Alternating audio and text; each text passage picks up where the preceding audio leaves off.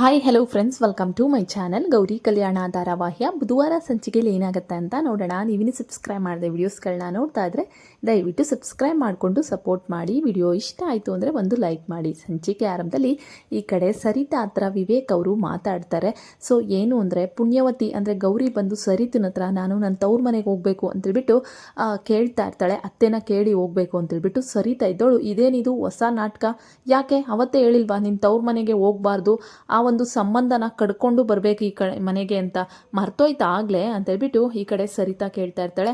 ಅತ್ತೆ ಆ ಥರ ಅಲ್ಲ, ಅದು ಅಪ್ಪ ಅಮ್ಮನ ನೋಡಬೇಕು ಅಂತ ಅನಿಸ್ತಿದೆ, ಅದಕ್ಕೋಸ್ಕರ ಹೋಗಬೇಕು, ಅವ್ರಿಗೂ ನಮ್ಮನ್ನು ನೋಡಬೇಕು ಅಂತ ಅನಿಸ್ತಿರುತ್ತಲ್ವ ಅಂದಾಗ ಸಾಕು ಈ ನಾಟಕ. ಅಕ್ಕ ತಂಗಿ ಇಬ್ಬರು ಬಂದು ಇಲ್ಲೇ ಸೇರ್ಕೊಂಡಿದ್ದೀರಾ, ಅವ್ರಿಗೇನು ನಿಮ್ಮನ್ನು ಇಲ್ಲಿ ಕಳಿಸಿದ್ದೀನಿ ಅಂತ ಅವ್ರಿಗೇನು ದುಃಖ ಏನು ಇರಲ್ಲ ಬಿಡು, ಯಾಕೆಂದರೆ ಹೆಣ್ಮಕ್ಳನ್ನ ಒಳ್ಳೆ ಮನೆಗೆ ಸೇರಿಸಿದ್ದೀನಿ ಅಂತ ಆರಾಮಾಗಿ ಖುಷಿಯಾಗೇ ಇರ್ತಾರೆ ಅಂತೇಳ್ಬಿಟ್ಟು ಸರಿತಾ ಹೇಳ್ತಾ ಇರ್ತಾರೆ.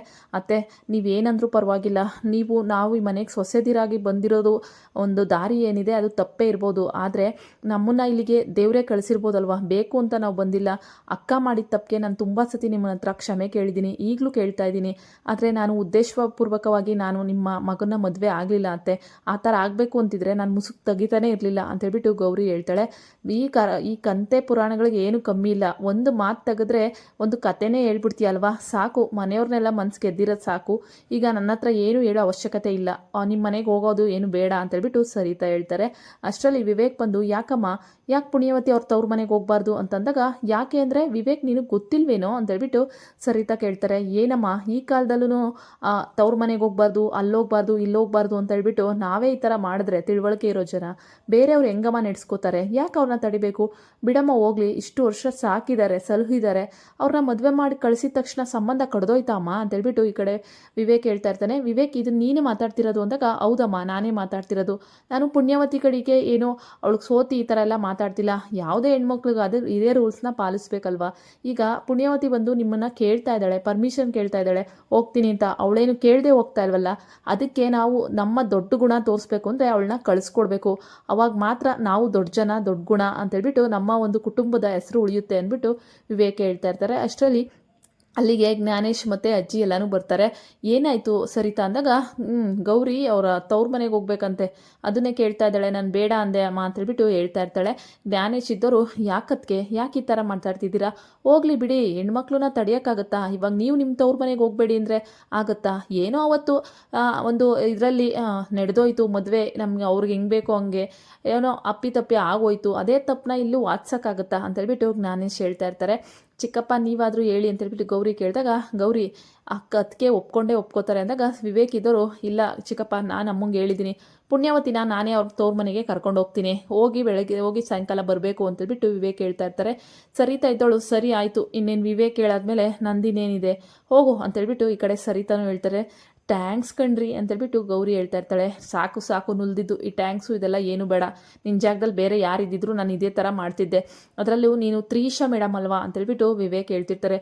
ರೀ ಅದನ್ನೇ ಹೇಳಬೇಡಿ ಅಂತ ಹೇಳಿದಾಗ ಇನ್ನು ಈ ಕಾಸ್ತ ಅಪ್ಪ ಅಮ್ಮಂಗೆ ಕೊಡಬೇಕು ಅಂತ ಅಂತಿದ್ದೀನಿ ರೀ ಅಂತೇಳ್ಬಿಟ್ಟು ಗೌರಿ ವಿವೇಕ್ ಹತ್ರ ಹೇಳ್ತಾಳೆ. ನೋಡು ಇದು ನೀನು ಮಾಡಿರೋ ಸಂಪಾದನೆ, ನಿನ್ನ ಒಂದು ಡಿಸೈನ್ಗೆ ನಾನು ಕೊಟ್ಟಿರೋ ಸಂಬಳ ಅಂತ ಅಂದ್ಕೊಂಡ್ರು ತಪ್ಪಿಲ್ಲ, ಇದು ನೀನು ಗಳಿಸಿರೋದು, ಇದನ್ನು ನೀನು ನಿಮ್ಮ ಅಪ್ಪ ಅಮ್ಮಂಗಾದರೂ ಕೊಡು, ಇಲ್ಲ ನೀನು ಏನಾದರೂ ತಗೋ, ಅದರಲ್ಲಿ ನನಗೇನು ಬೇಜಾರಿಲ್ಲ, ಇದರಲ್ಲಿ ನಾನೇನು ಪಾಲು ಕೇಳಲ್ಲ, ಯಾಕೆಂದರೆ ನಿನ್ನ ಶ್ರಮಕ್ಕೆ ತಕ್ಕ ಪ್ರತಿಫಲ ಇದು ಅಂತೇಳ್ಬಿಟ್ಟು ಹೇಳ್ತಾ ಇರ್ತಾರೆ. ವಿವೇಕ್ ಅವರು ತುಂಬ ಒಳ್ಳೆಯ ವ್ಯಕ್ತಿತ್ವದ ಗುಣವಂತಂತಲೇ ಹೇಳ್ಬೋದು, ಯಾಕೆಂದರೆ ಈ ಕಾಲದಲ್ಲಿ ಹೆಂಡ್ತಿ ದುಡ್ಡು ಬಂದರೆ ಸಾಕು ಇಸ್ಕೊಳ್ಳೋ ಜನದಲ್ಲಿ ವಿವೇಕ್ ತನ್ನ ಹೆಂಡ್ತಿಗೆ ದುಡ್ಡು ಕೊಟ್ಟು ಸಂಬಳನ ಅದನ್ನು ಬೇಡ ಅಂತ ಹೇಳ್ತಾ ಇದ್ದಾರೆ.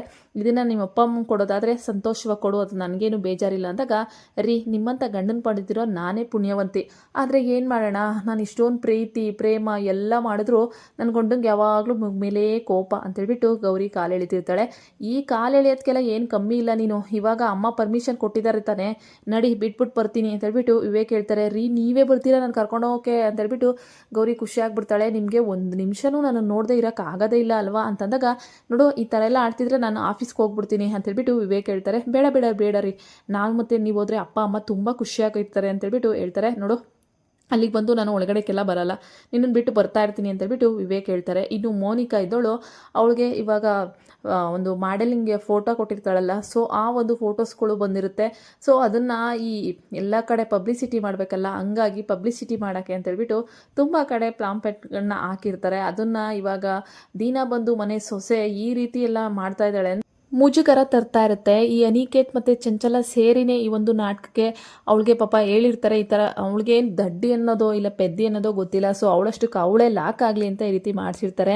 ಇನ್ನು ಅಕಸ್ಮಾತಾಗಿ ಇದು ವಿವೇಕ್ ಕಣ್ಣಿಗೆ ಬೀಳದೆ ಗೌರಿ ಕಣ್ಣಿಗೆ ಬೀಳುತ್ತೆ. ಈ ಮೋನಿಕಾ ಮಾಡಲ್ನ ಅವತಾರದಲ್ಲಿ ಎಲ್ಲ ಕಡೆ ದೊಡ್ಡ ದೊಡ್ಡದಾಗಿ ಅಡ್ವರ್ಟೈಸ್ಮೆಂಟಲ್ಲಿ ಹಾಕಿರ್ತಾರೆ. ಸೊ ಇದನ್ನು ನೋಡಿದಂಥ ಗೌರಿಗೆ ಅಯ್ಯೋ ದೇವ್ರೆ, ಈ ಅಕ್ಕನಿಗೆ ಏನು ಬಂದಿದೆ, ಇದನ್ನೇನಾದರೂ ಇವ್ರು ನೋಡಿದ್ರೆ ಕತೆ ಮುಗೀತು, ಅಯ್ಯೋ ನನಗೇನಾಗಬಾರ್ದು ಅಂತ ಇದ್ದೀನೋ ಅದನ್ನೇ ಮಾಡ್ತಾ ಇದ್ದಾಳೆ.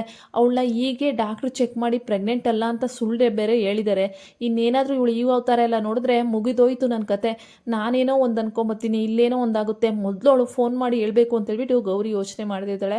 ಇನ್ನು ತನ್ನ ತಂದೆ ತಾಯಿ ಮನೆಗೆ ಬರ್ತಾಳೆ. ಇನ್ನು ಕಾಂತ ಅಂತೂ ಗೌರಿ ಹೀಗೆ ಬಂದಿನಮ್ಮ, ಮೋನಿಕಾ ಬರಲಿಲ್ವಾ ಅಂತಂದಾಗ, ಅಮ್ಮ ನಾನು ಒಬ್ಬಳೇ ಬಂದಿದ್ದೀನಿ, ಅಕ್ಕ ಅಲ್ಲಿ ಆರಾಮಾಗಿದ್ದಾಳೆ ಅಂದಾಗ, ಬಸ್ರಿ ಹೆಂಗ್ಸು ಏನೋ ಎತ್ತೋ ಅಂದಾಗ, ಅಮ್ಮ ಅದ್ರ ಬಗ್ಗೆ ನೀವು ತಲೆ ಕೆಡಿಸ್ಕೋಬೇಡಿ ಅಂತ ಗೌರಿ ಹೇಳ್ತಾಳೆ. ಅಮ್ಮ ತಗೊಳ್ಳಿ ಅಪ್ಪ, ಖರ್ಚಿಗೆ ದುಡ್ಡು ಮಾಡಿಕೊಳ್ಳಿ ಅಂದಾಗ, ಇದೇನಮ್ಮ ಇಷ್ಟೊಂದು ದುಡ್ಡು ನಿನ್ನ ಹತ್ರ ಅಳಿಯಂದ್ರು ಕೊಟ್ರಾ ಅಂತೇಳ್ಬಿಟ್ಟು ಅವ್ರ ತಂದೆ ಕೇಳ್ತಾರೆ. ಅಪ್ಪ ಇದು ಅಳಿಯಂದ್ರು ಕೊಟ್ಟರು ಅಂತಲೇ ಅಂದ್ಕೊಳ್ಳಿ, ಆದರೆ ಇದು ನಾನು ದುಡ್ದಿದ್ದೀನಿ, ಅವ್ರು ಕೊಟ್ಟಿದ್ದಾರೆ ಪ್ರೀತಿಯಿಂದ ಅಂತಂದ್ಬಿಟ್ಟು ಹೇಳ್ತಾರೆ.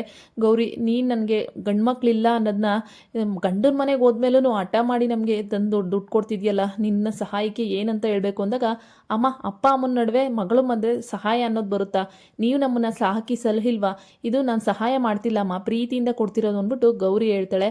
ಇನ್ನು ತಾಯಿ ಕಾಂತಲಕ್ಷ್ಮಿ ಹತ್ರ, ಅಮ್ಮ ನಿಮ್ಮ ಹತ್ರ ಒಂದು ವಿಚಾರ ಮಾತಾಡ್ಬೇಕು ಬನ್ನಿ ಅಂತ ಹೇಳ್ಬಿಟ್ಟು ಹೇಳ್ತಾಳೆ. ಏನು ಗೌರಿ ಎಂದು ಅಂದಾಗ, ಅಮ್ಮ ಅಕ್ಕೊಂದು ದೊಡ್ಡ ತಾಪತ್ರಯ ಆಗ್ಬಿಟ್ಟಿದೆ, ಅಕ್ಕ ಬಸ್ರಿನೇ ಅಲ್ಲಮ್ಮ ಅಂದಾಗ, ಏನು ಹೇಳ್ತಾ ಇದೆಯಾ ಗೌರಿ ಅಂತ ಅಂದಾಗ, ಹೌದಮ್ಮ ಅಕ್ಕ ನಾಟಕ ಆಡ್ತಿದ್ದಾಳೆ, ಅನಿಕೇತ್ನ ಮದುವೆ ಆಗೋಕ್ಕೆ ತನ್ನ ಬಸ್ರಿ ಅಂತ ಸುಳ್ಳು ಹೇಳಿ ನಾಟಕ ಆಡ್ತಿದ್ದಾಳೆ, ಅದೇ ನಾಟಕನ ಆ ಮನೇಲಿ ಮುಂದುವರಿಸ್ತಾ ಇದ್ದಾಳೆ ಅಮ್ಮ, ಪ್ರತಿ ಕ್ಷಣ ಡೈಲಿ ಬೈಸ್ಕೊಳ್ಳೋದು, ಸಿಗಾಕೊಳ್ಳೋದು, ಜೊತೆಗೆ ನಿನ್ನ ಮಗಳು ಮಾಡಲಿಂಗ್ ಬೇರೆ ಮಾಡೋಕ್ಕೆ ಹೋಗ್ತಾ ಇದ್ದಾಳೆ ಅಂದಾಗ, ಏನು ಬಂತ ಪಡ್ಕೊಳೋದು, ಇವಳಿಗೆ ಏನಾಗಿದೆ ಗೌರಿ, ನಾನು ಇವಳು ಹೆಂಗೆ ನಿಭಾಯಿಸ್ಬೇಕು ಅಂತಲೇ ಗೊತ್ತಿಲ್ವಲ್ಲೇ ಅಂದಾಗ, ಅಮ್ಮ ಅವಳು ಅಲ್ಲಿ ಮೆರಿತಾ ಇರೋದು ನೋಡಿದ್ರೆ ಯಾವಾಗ ನನ್ನ ಮತ್ತೆ ಅವಳನ್ನ ಈ ಮನೆಯಿಂದ ಆಚೆ ಆಗ್ತಾರೆ ಅಂತ ಗೊತ್ತಿಲ್ಲ, ಆದಷ್ಟು ಬೇಗ ಇದೊಂದಂತೂ ಆಗುತ್ತೆ, ಅಕ್ಕ ಬೇಕು ಅಂತಲೇ ಮಾಡ್ತಾ ಇದ್ದಾಳೆ ಅಂದ್ಬಿಟ್ಟು ಈ ಕಡೆ ಹೇಳ್ತಾ ಇರ್ತಾಳೆ.